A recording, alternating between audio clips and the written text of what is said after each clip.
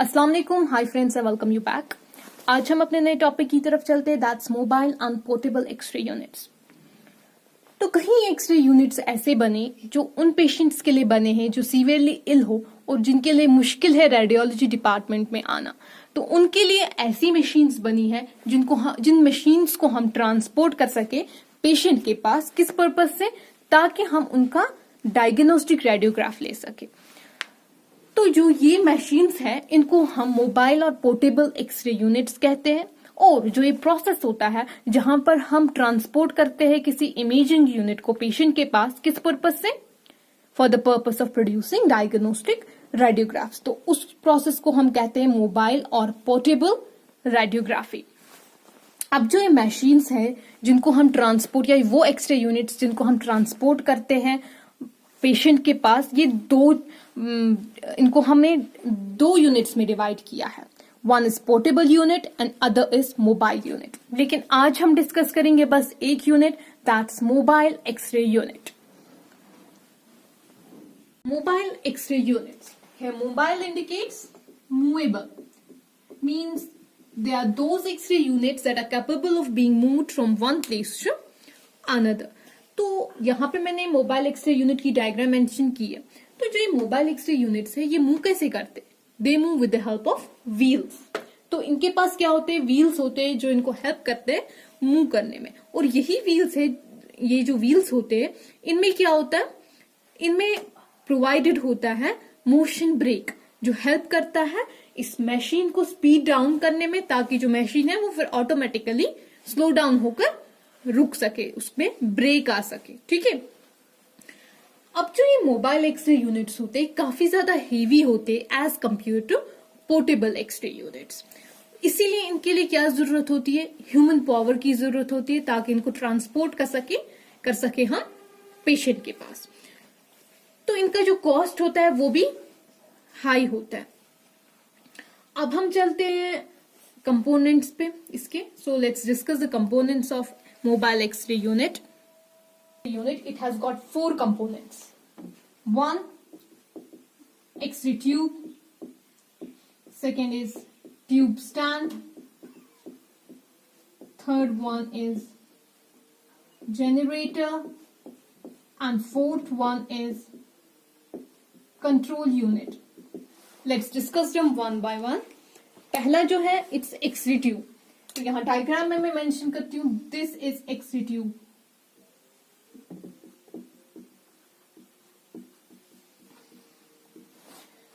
तो यहाँ पे जो एक्सरे ट्यूब हम यूज करते हैं, it is rotating x-ray tube. इसमें क्या होता है? इसमें ड्यूअल फिलामेंट होता है जो मदद करता है हमें क्रिएट करने में ड्यूअल फोकल स्पॉट्स। तो हम 2 फोकल स्पॉट साइज यूज कर सकते हैं इस एक्सरे ट्यूब में। One, it is 1.0 mm focal spot, 1.0 mm, इसको हम फाइन फोकल स्पॉट कहते हैं। And the second one is 20 mm, that is broad focal spot. तो ये 2 फोकल स्पॉट्स का हम इन 2 फोकस का इस्तेमाल हम कर सकते हैं इस एक्सरे ट्यूब में, इन मोबाइल एक्सरे यूनिट्स। अब जो सेकेंड कंपोनेंट है, इट्स ट्यूब स्टैंड। ये ट्यूब स्टैंड जो है ये 2 आर्म्स में डिवाइड किया है इस एक्सरे मोबाइल एक्सरे यूनिट में। You can check here, this is x-ray tube, 1 arm and the second arm. जो ये पहली आर्म है, this is a first arm and this is second one. मैं यहां पे मेंशन करती हूँ पहली arm, it has got 2 arms of tube stand. One is called cross arm and the second one is called center of vertical column or vertical column.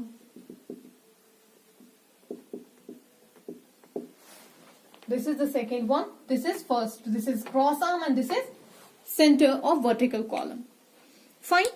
जो ये arms होती है इनमें हम मूवमेंट्स देखते हैं, ये बहुत तरीके के मूवमेंट्स करते हैं और उन मूवमेंट्स को हम डिस्कस करेंगे वन बाय वन। तो कौन से मूवमेंट्स हैं जो एक्सरे ट्यूब, क्रॉस आर्म और सेंटर कॉलम जो है वो करते हैं? तो सबसे पहला मूवमेंट जो है दैट इज रोटेशन।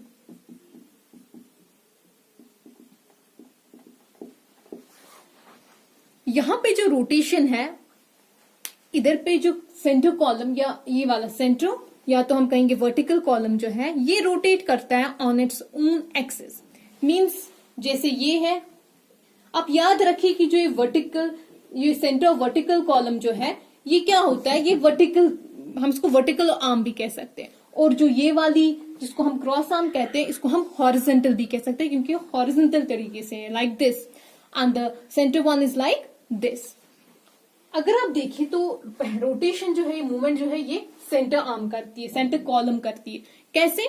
ये रोटेट करती है on its own axis. Means if it is like this, ये रोटेट करती है लाइक दिस। अर्थ रोटेट करता है on its own axis, same is the case with this arm, ये भी रोटेट करती है on its own axis. So this is the one movement. अब हम चलते हैं दूसरे मूवमेंट की तरफ, that is cross arm movement. इसमें हम ये जो क्रॉस आर्म होती है यहां पे, ये मूव करती है या तो फॉरवर्ड डायरेक्शन में या तो बैकवर्ड डायरेक्शन में। Means it moves like this, या तो आगे की तरफ या तो पीछे की तरफ जाएगी। किसके? Of centre column. Means centre column के या तो आगे जाएगी या पीछे जाएगी। ठीक है, तो इसको डिनोट करते हैं हम क्रॉस आर्म जो है, सॉरी ये जो क्रॉस आर्म मूवमेंट है इसको हम डिनोट करते हैं विद ए।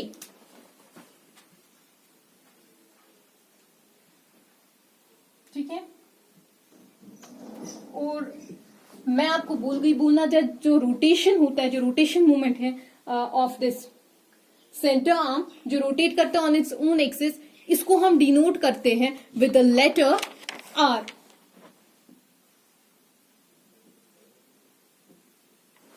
ऑलराइट, अब चलते हैं हम अपने तीसरे मूवमेंट की through, that is rotation round axis.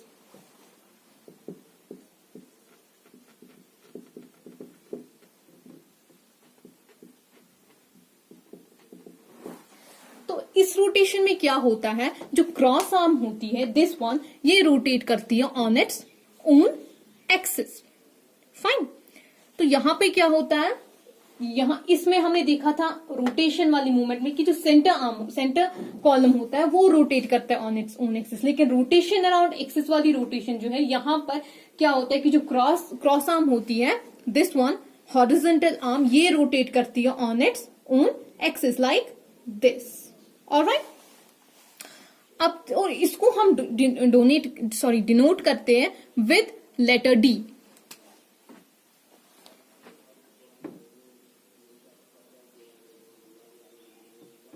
इसको हम डी से डिनोट करते हैं। अब हम चलते हैं चौथे रोटेशन की तरफ, that is angulation movement.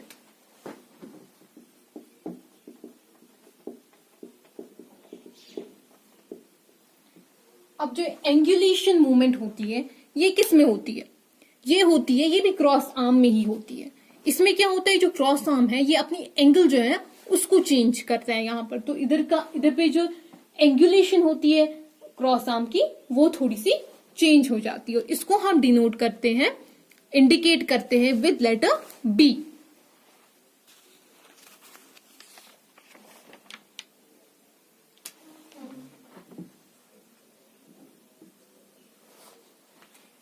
Fine, अब चलते हैं हम पांचवें मूवमेंट की तरफ, that is called vertical movement.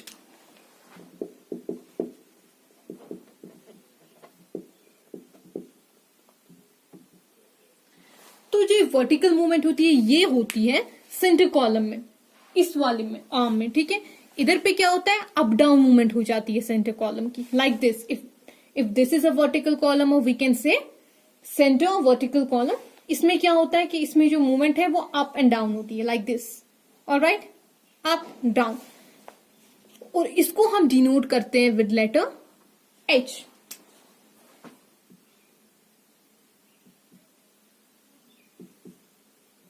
ठीक है, so these were some movements जो कौन करता है, एक्सट्रीस्टैंड के क्रॉस आर्म्स है सेंटर ऑफ वर्टिकल कॉलम वाला आर्म।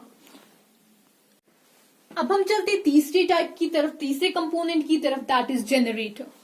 तो यहां पे जो जनरेटर है वो हम हाई टेंशन जनरेटर यूज करते हैं जो हमें देता है maximum 300 MA output and 125 kVp output. Alright, तो जनरेटर हाई टेंशन जनरेटर होता है with 300 MA and 125 kVp। Alright, और इस हाई टेंशन जनरेटर में जो रेक्टिफायर हम यूज करते हैं वो सेलेनियम का बना होता है। अब जो ये फिलामेंट ट्रांसफार्मर इसमें यूज किया जाता है और हाई टेंशन जनरेटर जो होता है, ये दोनों क्या होते हैं, ये किस में एनक्लोज्ड होते हैं, ये एनक्लोज्ड होते हैं एक ऑयल टैंक में जो अर्थ होता है। ठीक है, सो दिस वाज अबाउट जनरेटर। अब हम चलते हैं चौथे कंपोनेंट की तरफ, दैट इज कंट्रोल यूनिट। तो जो कंट्रोल यूनिट होता है इसमें काफी सारे स्विच यूनिट्स होते हैं जो कंट्रोल करते हैं इस मशीन, इस एक्सरे यूनिट को। टोटल में 6 यूनिट, यहां पर 6 ऐसे स्विच होते हैं, यूनिट्स होते हैं कंट्रोल यूनिट्स में, जो क्या करते हैं, जो इस एक्सरे यूनिट जो है इसको कंट्रोल करते हैं। तो पहला जो है it is KV selector. Control unit में फर्स्ट वन केवी सिलेक्टर। जो केवी सिलेक्टर है ये सिलेक्ट करता है केवीपी को, और दूसरा है एमए सिलेक्टर।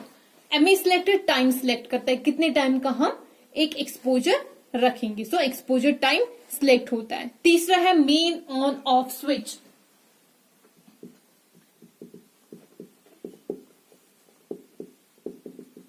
जो मेन ऑन ऑफ स्विच है वो क्या करता है, वो एक मशीन जो एक्सरे यूनिट होती है इसको ओपन एंड ऑफ करता है, ऑन या ऑफ करता है।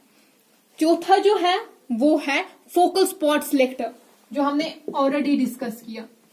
इसमें 2 होते, एक फाइन फोकल स्पॉट, दूसरा जो होता है वो ब्रॉड होता है। तो उनमें से जो आपको जरूरत होगा वो कहां पे आप सिलेक्ट करोगे, कंट्रोल यूनिट में ऑन फोकल स्पॉट सिलेक्शन। और 5वां है बॉडी पार्ट सिलेक्शन। कौन सी बॉडी में आपको किस बॉडी पार्ट का एक्सरे करना है वो हम यहां पे चूज करते हैं बॉडी पार्ट सिलेक्शन में। And the 6th one, last one is exposure indicator.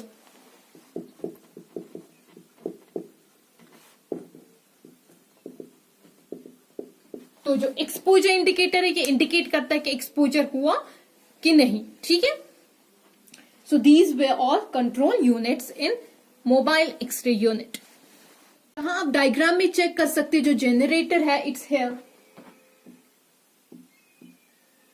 Generator and this is control unit. Okay, one is generator and other is control unit. अब बात करते हैं हम क्लासिफिकेशन ऑफ मोबाइल यूनिट्स की।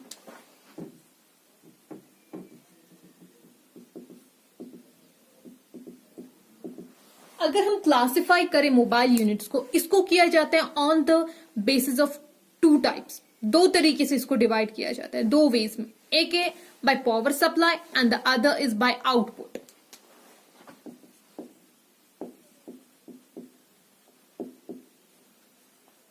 Second one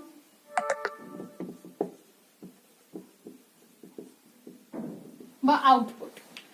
पहले power supply पे चलते हैं, तो पावर सप्लाई के हिसाब से इसको डिवाइड किया जाता है into 2 types. One is capacitor discharge unit and another is battery powered unit.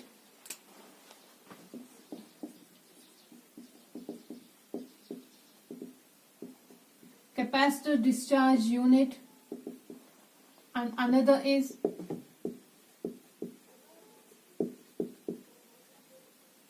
Battery powered unit. Let's discuss them one by one.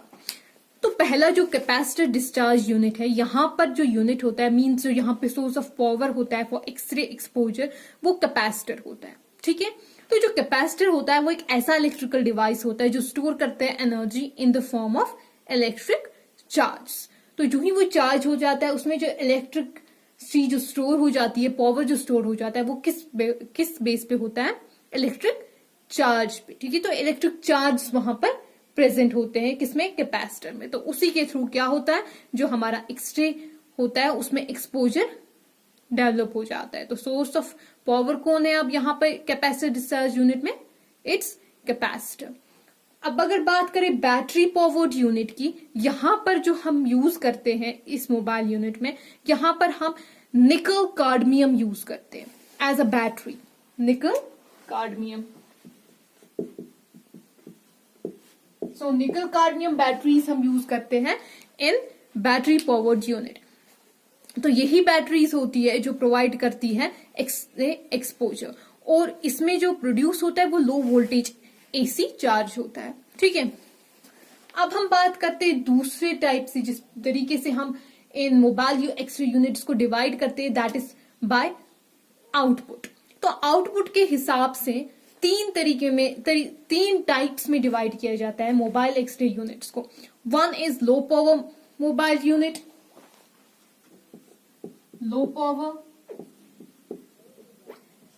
Second one is medium power X-ray unit, and third one it is high power X-ray units। जो low power mobile units होते हैं यहाँ पे, इनमें ME जो है वो 10 to 30 होता है, और जो केवीपी है इट इज 40 to 90।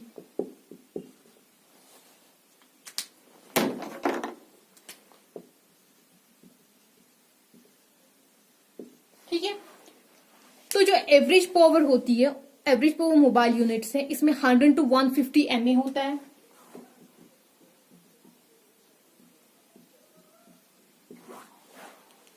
ठीक है, और जो इसमें केवीपी अवेलेबल होता है, जो हम यूज करते हैं इसमें KVP, that is 40 to 95। High power की बात करें तो वहां पर एमए जो है वो 300 एमए यूज होता है,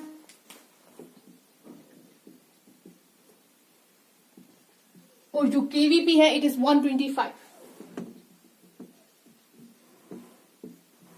ठीक है, तो पावर के हिसाब से हम इधर डिवाइड करते हैं। यहां पे आप मीडियम या एवरेज मेंशन कर सकते हैं। Average power better will be अगर आप एवरेज ही मेंशन करें है, keep it average. Alright, average power x-ray unit और mobile unit. So this was all about this topic about mobile x-ray units. अगर आपको इस टॉपिक के रिलेटेड कोई भी नोट चाहिए होगा तो काइंडली आप मुझे टेक्स्ट कर सकते हो ऑन माई इंस्टाग्राम आईडी, और हमारा नेक्स्ट टॉपिक जो रहेगा it will be about portable x-ray units. तो thanks for watching, take care.